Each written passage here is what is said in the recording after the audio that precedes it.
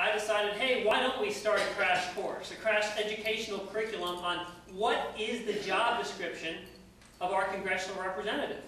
So the curriculum was really quite simple. I gave out 50,000 copies of our founding documents during that campaign.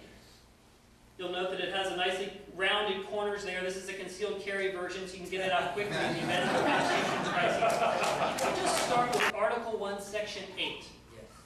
Read Article 1, Section 8, and read what I, as your representative, am supposed to be doing in Washington.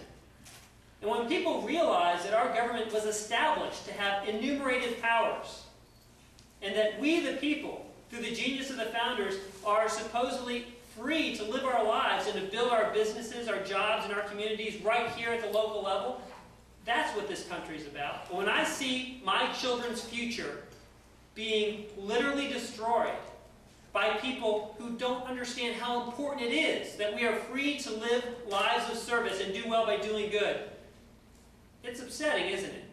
And that's why we're here tonight. But the good news is, the more people I talk to on the campaign trail, the more inspired I become that we are reaching a tipping point in this country's history. I just came from an event, a fundraiser in the mountains over the weekend. I was speaking with a well-known and extremely congressional representative, Congresswoman Virginia Fox, and she laid it out. Congresswoman Fox laid it out for the people who were with us at this event. She said, folks, I've been there. I've been in Washington. I see what's going on. And if we don't stop this slide in 2010, she didn't really want to speculate. But we don't need to speculate, in fact, because we know what's going to happen. Did anyone hear the news today? Did anyone hear what Harry Reid was saying when he went out to talk with a bunch of progressive bloggers in Las Vegas? Harry Reid is up there saying, I know you guys wanted the public option. You wanted a U.S. National Health Service. Don't worry, you're going to get it. It's just going to take a little more time. It's incrementalism, right? When the answer, if Harry Reid would only read, the answer is so clearly not putting the government in control of our healthcare system, correct? Right. There was just an article today in a major UK newspaper that talks about the absolutely draconian cuts that are being forced on Great Britain's National Health Service, the hospitals that are closing, the rationing that's coming for routine procedures. That's how it gets to the point of doctors not being able to take care of their patients. Where in the Constitution have we allowed ourselves to get to the point of giving so much control of our lives to a government that is completely unaccountable, habitually lies to us, and is populated by a political class that cares only for their profit? I think the most dangerous cancer that we have affecting our ability to protect ourselves economically, and by extension militarily, is our system of taxation.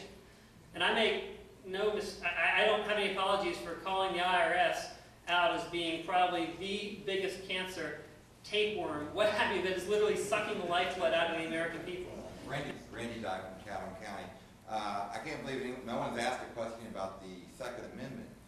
But in your eyes, what would you consider the four most important words of the Second Amendment? Well, I know that the first and most important word for me is that shall not be infringed. Thank you. Yeah, so I'm not worthy. So you start to